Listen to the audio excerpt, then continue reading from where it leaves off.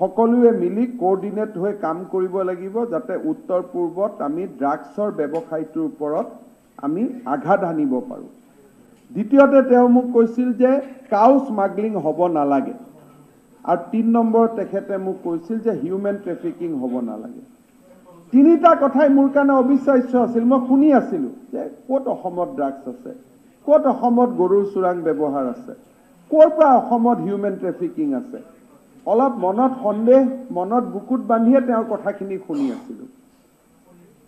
ইয়াত আহিলোঁ, দায়িত্ব লোৱাৰ পিছত পুলিচৰ এখন মিটিং কৰি ক'লোঁ যে আমি এই তিনিটা ব্যৱস্থাৰ ওপৰত আমি অত্যন্ত কঠোৰ হ'ব লাগে আৰু জিৰো টলাৰেন্স নীতি আমি এটা আগত ৰাখি আমি কাম কৰিব লাগে।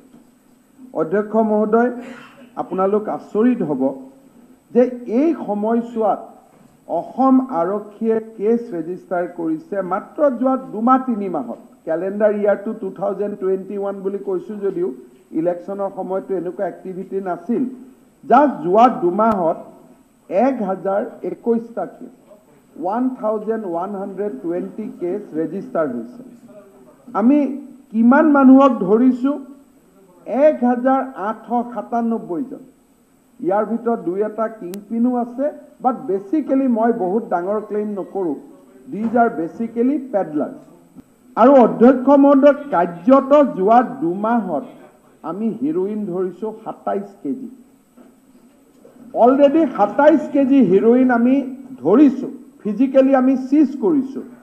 ইয়াৰ মাজতো মই ভাবোঁ বহুতখিনি ওলাই গৈছে, কিন্তু আমি আমাৰ এই সৰু কাৰ্যকালটোৰ সময়ত আমি হিৰোইন চিজ কৰিছোঁ 27 কেজি 631 গ্ৰাম, অলমষ্ট নিয়াৰ এবাউট 28 কেজি। অধ্যক্ষ মহোদয়, গাঞ্জা আমি এইটো সময়ত ধৰিছোঁ 12,883 কেজি, 12,823 কেজি। অধ্যক্ষ মহোদয়, অপিয়াম আমি এই সময়ছোৱাত ধৰিছোঁ 41 কেজি। গাঞ্জা, অপিয়াম, হিৰোইন। অধ্যক্ষ মহোদয়, কফ চিৰাপ আপোনালোকে জানে আমাৰ সৰুকালত আমি ফেন্সিডাইল এইবিলাক শুনিছিলোঁ, আজিকালি নাম বদলিছে, এস্কুফ আছে, অ'নেক্স আছে। অধ্যক্ষ মহোদয়, আমি ধৰিছোঁ 78,000 বটল, 78,000 বটল। অধ্যক্ষ মহোদয়, সাইকোট্ৰপিক সাবষ্টেন্স যিটো কেমিকেল দি বনায়, এনেকুৱা এটা টেবলেট আছে, YABA বুলি কয়, যুৱা, আৰু ওয়াল ইজ ইয়োৰ্ছ, WY। এই ওয়াল ইজ ইয়োৰ্ছ যদি আপুনি টেবলেট লয়, 3-4 দিন আপুনি য়ং হৈ থাকিব। য'ত আপোনাক ডিউটি কৰিব দিব, যেনেকৈ কাম কৰিব দিব, আপুনি ৰবটৰ দৰে কাম কৰিব, আপোনাৰ ভোকো নালাগে, একো নালাগে। মিলিটেণ্টবিলাকে, বিশেষকৈ উত্তৰ পূৰ্বৰ একাংশ মিলিটেণ্টে অপাৰেশ্যনৰ সময়ত আৰু এই যে কাবুল কান্দাহাৰৰ গোটেই ঘটনাৰ সময়ত বা যেতিয়া আমাৰ মুম্বাইত এটেক হৈছিল, সৰু সৰু ড্ৰাগছ ছাবষ্টেন্স পাইছিলে। তাৰ কাৰণটো হ'ল যে সেই সময়ছোৱাত এই যিবিলাক মানুহক ইউজ কৰা যায়, তেওঁলোক জন্তুৰ দৰে হৈ থাকে, মাষ্টৰে যি কয় তাকে শুনে, আৰু 3-4 দিন তেওঁলোক একেবাৰে দিনে ৰাতিয়ে কাম কৰিব। তাৰপিছত যেতিয়া টোপনি আহিব, কিবা আহিব, নেক্সট 2-3 দিন তেওঁলোকে শুই থাকিব, আকৌ টেবলেট ল'ব, they get energy beyond the normal human level. আমি যিটো কওঁ, আমি আমাৰ খেলা ধূলাৰ কাৰণে আমি ষ্টেৰইড লোৱা বুলি কওঁ।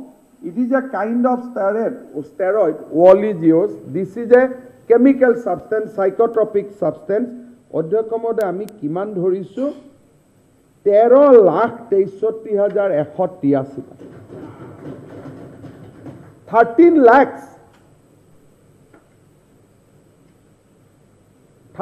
লাখ টেবলেট। তাৰমানে কিমান যুৱক ধ্বংস হৈ গ'ল, শেষ হৈ গ'ল। এখন কিমান ডাঙৰ বজাৰ আছিল আপোনালোকে চিন্তা কৰক।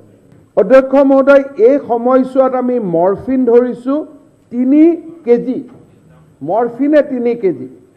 অধ্যক্ষ মহোদয়, ক্ৰিষ্টালাইন বুলি আৰু এবিধ ড্ৰাগছ, তাক ধৰিছোঁ 3 কেজি। পপি ষ্ট্ৰ, য'ৰ পৰা আমি ধৰোঁ, সেইটো আমি ধৰিছোঁ 33 কেজি।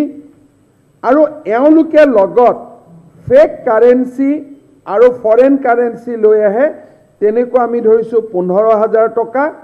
আৰু এই মানুহবিলাকৰ পৰা আমি কেছ চিজ কৰিছোঁ অধ্যক্ষ মহোদয় 1,80,00,000 টকা। Don't forget to like, share and subscribe to East Mojo. For any queries, put them down in the comments section below and press on the bell icon for notifications.